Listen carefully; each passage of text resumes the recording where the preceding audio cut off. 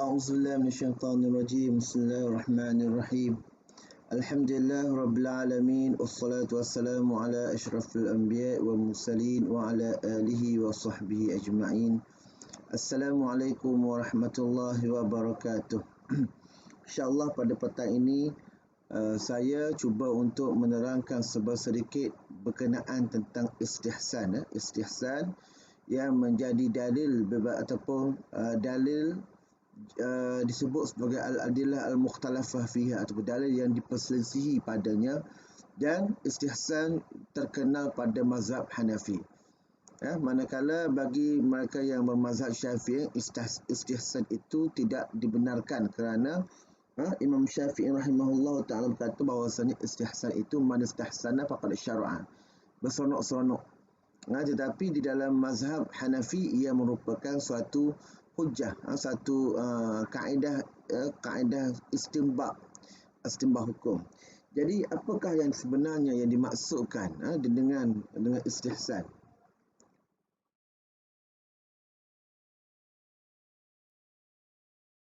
Ad-syai' hasanan, iaitu istihsan merupakan perkara yang dibilang baik, perkara yang dibilang sebagai baik, itu istihsan. Manakala pada istilah ulama usul fiqh ialah wal udulu an qiyasin jali ila qiyasin khafi, iaitu berpaling daripada kias yang terang dan jelas kepada kias yang tersembunyi. Daripada kias yang terang kepada kias yang tersembunyi. Au istisna mas'alatin juz'iyatin min aslin kulliyatin, ataupun pengecualian sesuatu masalah yang berbentuk cabang daripada masalah yang bentuknya asal ataupun usul keseluruhan.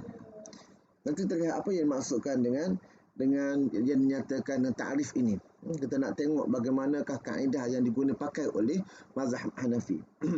Okey, ataupun qaidatun ammatun li dalil yaqtadi hadzal udul, kerana terdapat dalil yang mengkehendaki kepada pemalingan itu, pemalingan daripada kias yang jali kepada kias yang khafi. Itu merupakan dipanggil sebagai istihsan. Asalnya kita menggunakan kias yang jali, yang terang dan nyata, tapi berpaling kepada kias yang tersembunyi disebabkan oleh dalil-dalil yang tertentu. Okey.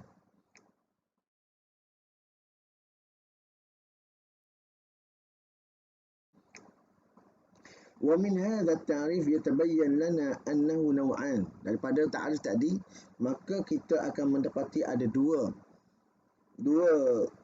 jenis, kepada dua bahagian kepada istihsan. Pertama ialah tarjih kiasun khafi ala kiasun jali, mentarjihkan, menjelaskan penggunaan iaitu kias yang khafi berbanding kias yang jali. Manakala yang kedua ialah pengecualian masalah yang juz'i, masalah yang cabangan daripada asal ataupun usul kepada keseluruhan ataupun kaedah yang umum.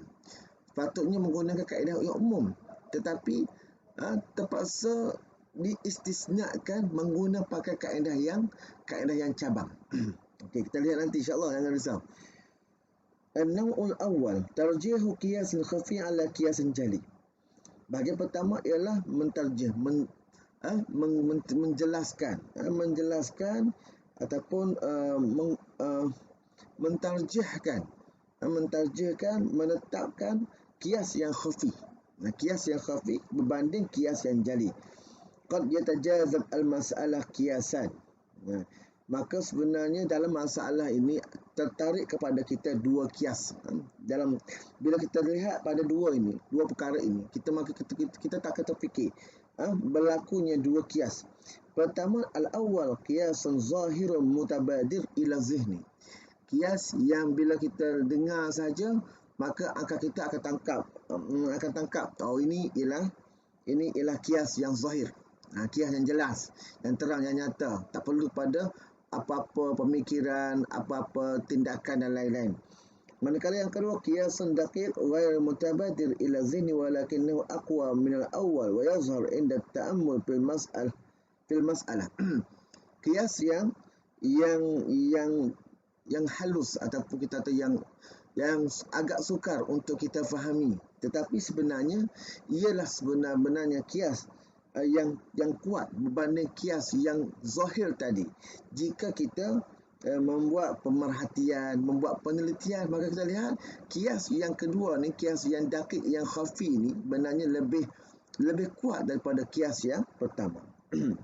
Okey. Fayamilu al-mujtahid ilayhi wa ya'khudhu min muqtadahu wa yatruku al-qiyas al-awwal al-jali. Maka berpalinglah mujtahid itu daripadanya dan mengambil akan kehendaknya dan meninggalkan qiyas yang terang. Jadi berpaling kepada qiyas yang khafi. Berpaling pada qiyas yang khafi kerana sebab-sebab atau dalil-dalil yang saya sebutkan tadi, berbanding daripada qiyas yang jali, qiyas yang terang. Okey. Wa misaluhu bai'ul aradi az-zira'iyah duna an-nassi fi 'aqd al-bai' ala huquq ittifaqiha ka haqqi syurbi wal masili wal mururi. Iaitu seperti menjual tanah, menjual tanah pertanian, menjual tanah pertanian tanpa ada nas di dalam akad, sama ada hukukul ittifaq, hak-hak yang bersama. Hak bersama ni di dalam masalah hak pemilikan, ia ada diistilahkan sebagai hak yang bersama. Contohnya apa dia? Itu seperti hak untuk minum. Contohnya ada telaga, ada tempat air yang mana tidak boleh tak di situ diminum, sebab sekarang saya beli tanah pertanian. Boleh tak di situ ada perkongsian untuk minum air daripada sumber tersebut, air itu. Ataupun hak untuk mengalirkan air, al-masil. Ataupun al-murur, hak untuk berjalan. Saya sekarang ni beli tanah pertanian, dan tanah pertanian itu tanpa disebutkan bahawasanya di dalam akad jual beli itu akan hak-hak tadi. Okey. Fahadhihi al-huquq la tadkhul tab'an ma'al mabi' indal Hanafiyah. Di dalam Hanafi, kalaulah tidak dinyatakan bahawasanya hak tadi boleh minum, boleh bersama-sama, tempat untuk berjalan dan lain-lain, maka bagi Hanafi ia tidak termasuk ke dalam hak tadi. Tidak termasuk ke dalam jual beli. Maka ia sebenarnya berasingan.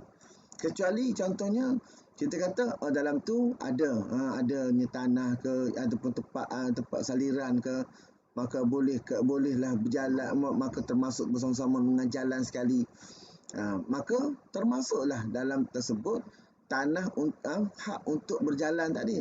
Tapi kalau tidak dinyatakan hak untuk berjalan ataupun tidak, hak untuk menggunakan jalan itu ataupun tidak, maka berasingan.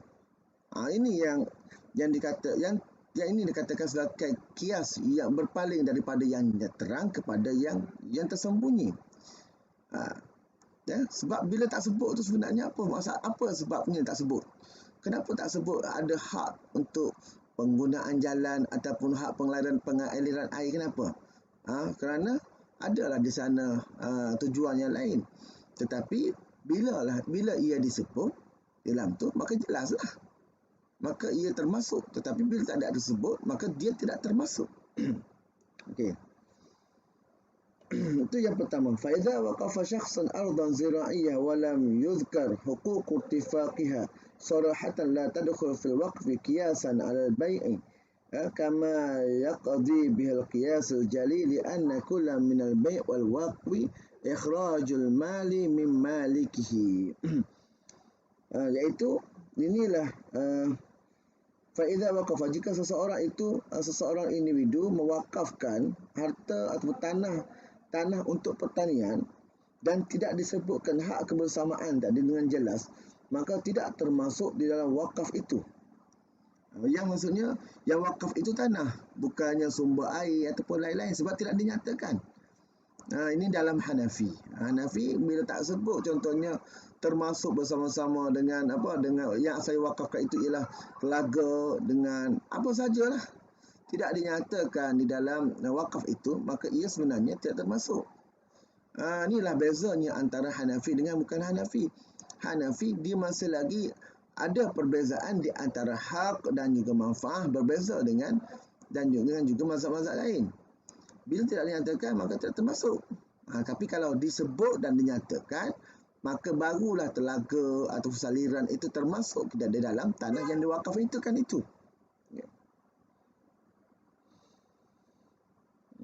ولكن عند التأمل في المسألة يظهر لنا أن قياسها بالإجارة الأولى لأن الموقوف عليه لا تملك الموقوف إنما تملك منفعته فقط كما إن المستأجر لا يتملك المأجور وإنما تملك منفعته فقط.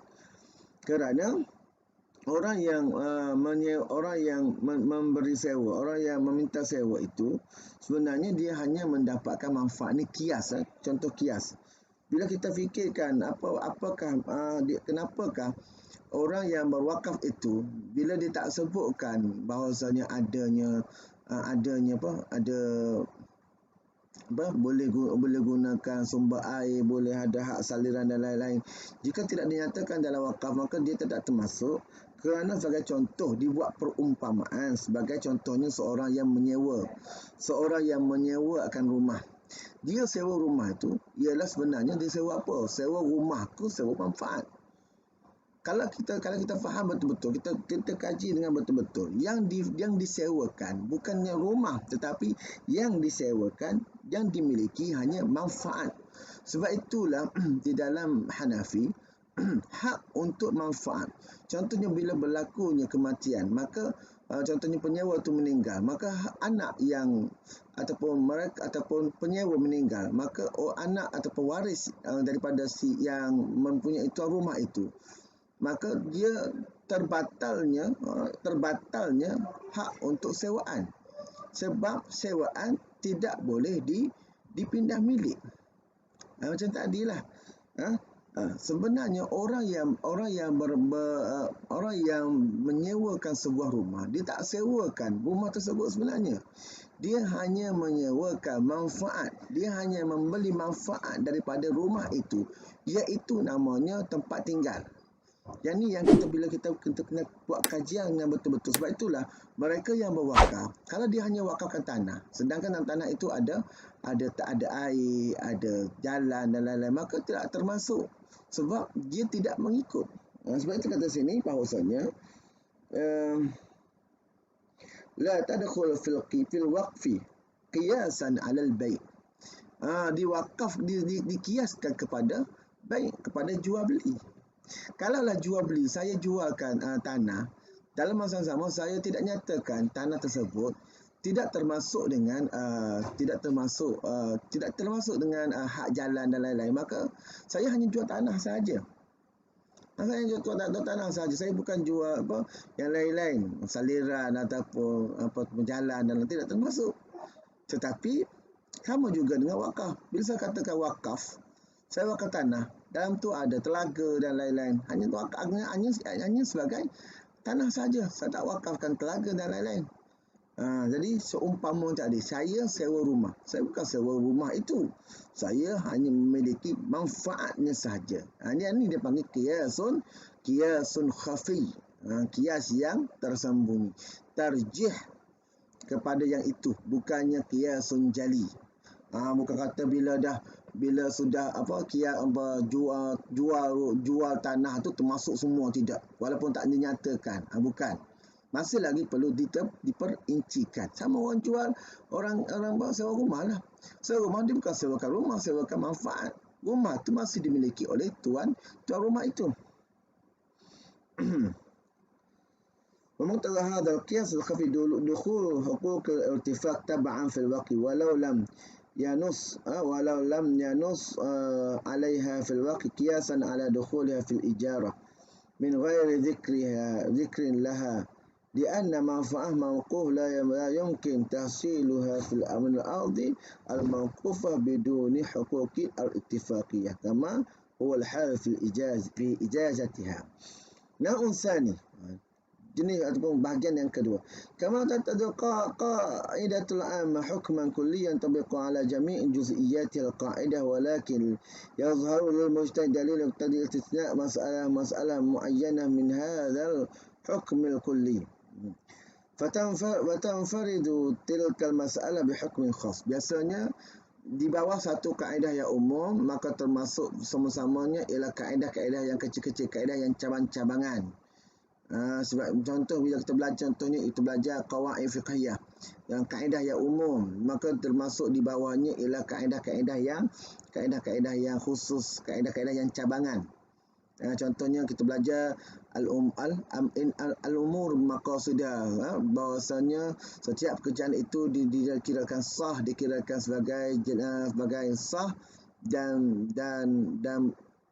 boleh dan juga dikira sebagai ibadat jika ianya bersandarkan kepada niatnya.